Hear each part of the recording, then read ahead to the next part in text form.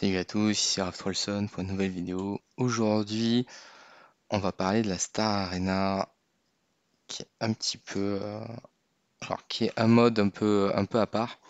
Déjà parce qu'il est gratos, donc ça c'est plutôt cool.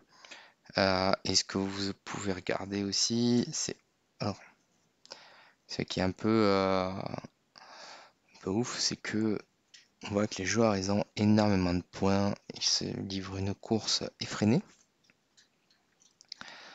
Donc ça c'est plutôt pas mal. Euh, Et ça permet de débloquer, si vous faites le top 100, un petit avatar. Alors, ce, euh, cet avatar, hop, c'est pas ici, c'est là. Ben, raté, c'est celui-là. Alors. Cet avatar, c'est bien d'aller chercher parce que sur la durée, ça vous fera des petits points en plus. Je crois que ça cape à 30 dans tous les cas. Enfin, ça cape au niveau 30. Donc, voilà, c'est toujours bien de farmer un petit peu, de choper les avatars quand on peut. Là, il nous donne des coffres avec des avatars, donc c'est cool. Ça permet pour les jeunes joueurs de rattraper le retard des vieux events. Par exemple, quand ils ont distribué hop, celui-là, ou enfin, voilà, les biches, tout ça. Donc ça, c'est méga cool qu'ils commencent à nous donner des avatars parce que bah, sinon, ça va créer un certain déséquilibre en fait sur le long terme. Donc là, ils sont en train de combler ça. Et donc la Star Arena, en fait, donc, ne consomme pas de tickets sur les batailles, d'accord? Euh, Par contre, ce qu'elle va consommer, c'est du temps. C'est énormément de temps pour arriver au top 100. Mais c'est là que ça devient intéressant parce que c'est des ressources qui sont totalement gratuites. C'est-à-dire qu'on va démarrer avec 1000 points. Donc, il faut gagner au moins une bataille. Et déjà, ça commence à nous faire un petit peu. On voit que le top 100 par rapport au début, allez, prenons ça là, on va dire qu'on a gagné une bataille.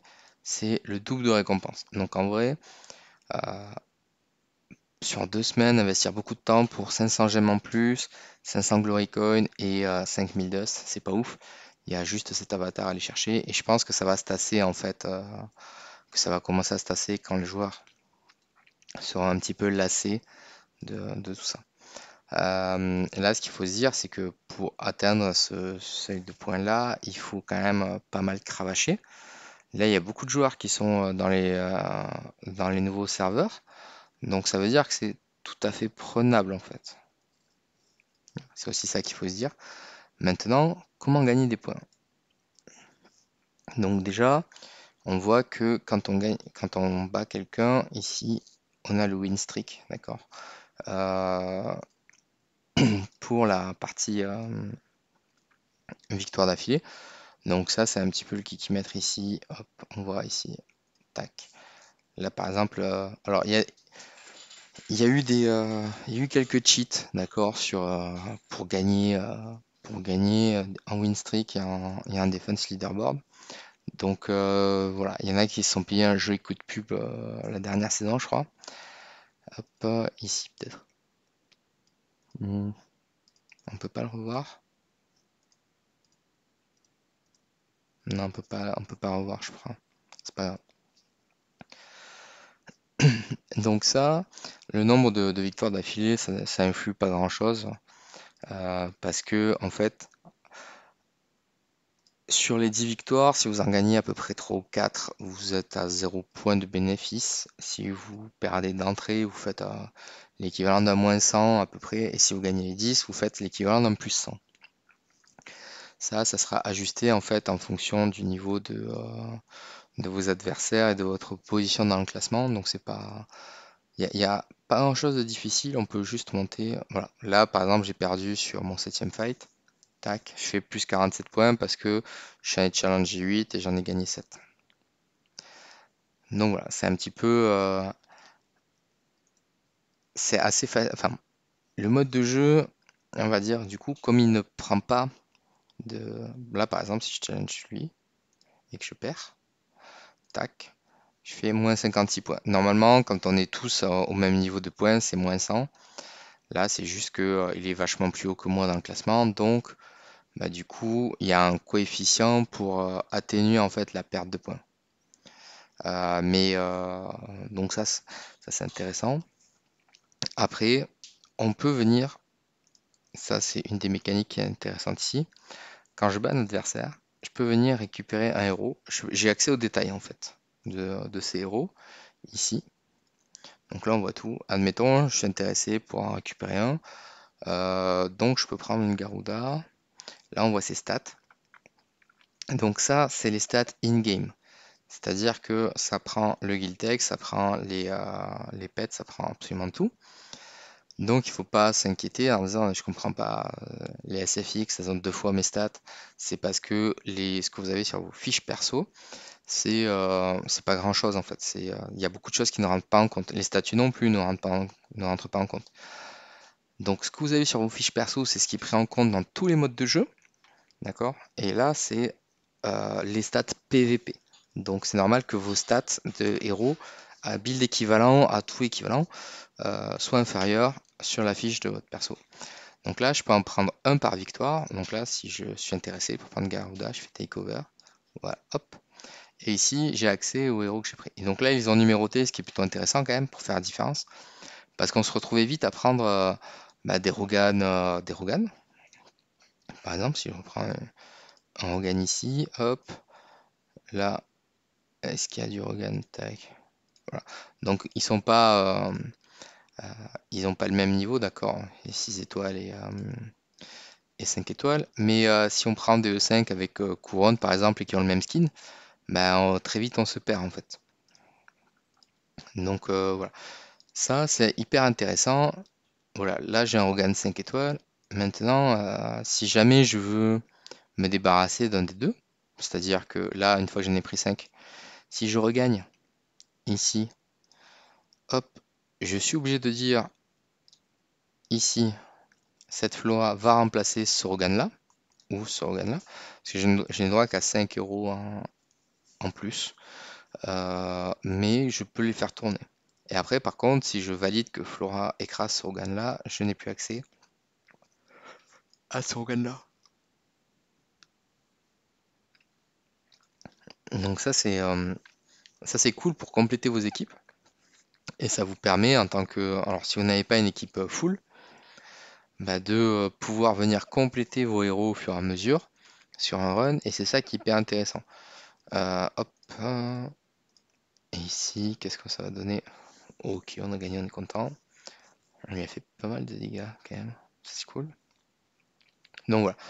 Là, comme ils étaient bien classés, je pense que lui, la Fifi, était bien classé. Donc j'arrive à faire un plus 100 en gagnant mes 10. Mais ça aurait pu être un plus 80 ou plus 90, c'est pas grave. Et donc on peut continuer comme ça indéfiniment jusqu'à terminer, enfin jusqu'à arriver en fait sur un seuil où le tiers des adversaires que je vais avoir à gauche sera suffisamment difficile pour que je perde entre le 4 et peut-être le 7. Et donc on va gagner entre guillemets de moins en moins de points, donc il faudra y passer de plus en plus de temps. Voilà, c'est un petit peu ça l'idée. Donc lui apparemment c'est lui qui a la meilleure team PVP. Parce qu'il doit avoir 5 Snowheart, je pense. Tac. On va aller se battre pour la forme, mais on sait qu'on va se faire un peu découper. Ça, c'est pas grave. Ça vous permet aussi d'apprendre un petit peu. Hop.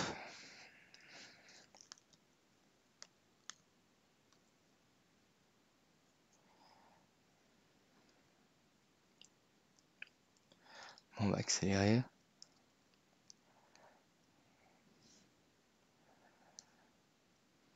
Et je... voilà, il y a peut-être un AMB Drake. Tac. Voilà, là, on a pris cher. On a 4 héros qui ont rien fait. C'est c'est violent, mais voilà, ça fait partie du truc. Et donc, ça vous permet aussi d'apprendre un petit peu les différents modes de jeu, ainsi de suite. Donc voilà, ça c'était pour l'arène. Overview rapide, il n'y a pas énormément de difficultés. Ce qu'il faut juste se dire, c'est il faut avoir du temps.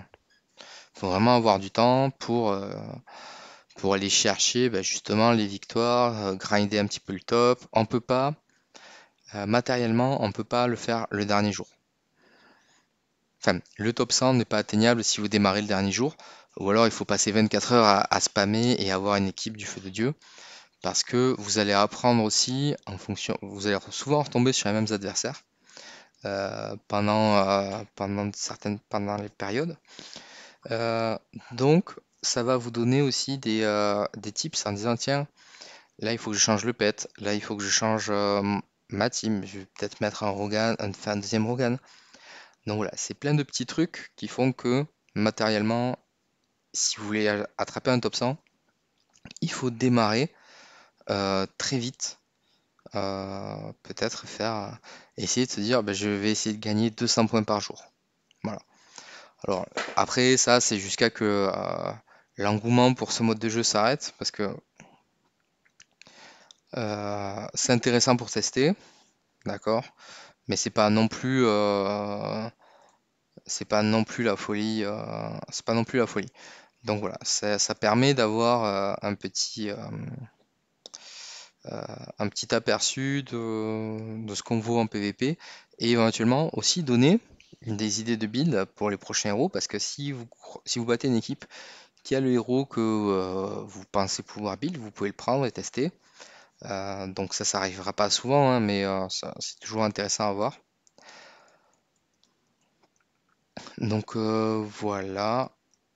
Là, eux, ils ont gagné à peu près. Ça a démarré mardi, je pense. Donc ils ont gagné beaucoup de points par jour, hein. Ils en étaient peut-être à 300 ou 400. Euh, mais comme c'est un marathon et que on finit par arriver en fait à un plafond de ce qu'on est capable de faire, voilà. Ça s'anticipe un petit peu. Alors, dans une certaine mesure, ça s'anticipe un peu moins que l'arène interdimensionnelle, parce qu'avant, les points, enfin les victoires ici n'étaient pas capées en points. Donc des fois on pouvait faire un plus 25 en points en étant Maverick, ce qui était un peu débile, enfin totalement débile même. Là maintenant on gagne 3 à 6 points, enfin 3 points, 6 points si c'est un adversaire masqué. Là les points sont aussi connus en fonction des tiers, c'est-à-dire que des fois ben, on va pas attaquer les adversaires dans l'ordre. On sait que par exemple si mon adversaire numéro 3 je sais que c'est très difficile. Bah, je vais peut-être faire 1, 2, 4, 5, et après juger, voir ce que je préfère essayer entre le 3 et le 8 par exemple.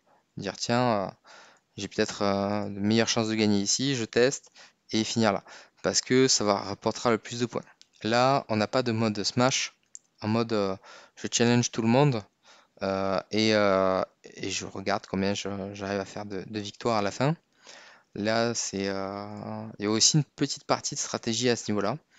Donc, arriver à identifier les adversaires qu'on peut battre et ensuite se donner, et ensuite, enfin, prendre des notes et arriver à affiner son jeu PVP. Voilà, c'est vraiment ça l'idée de ce mode de jeu-là.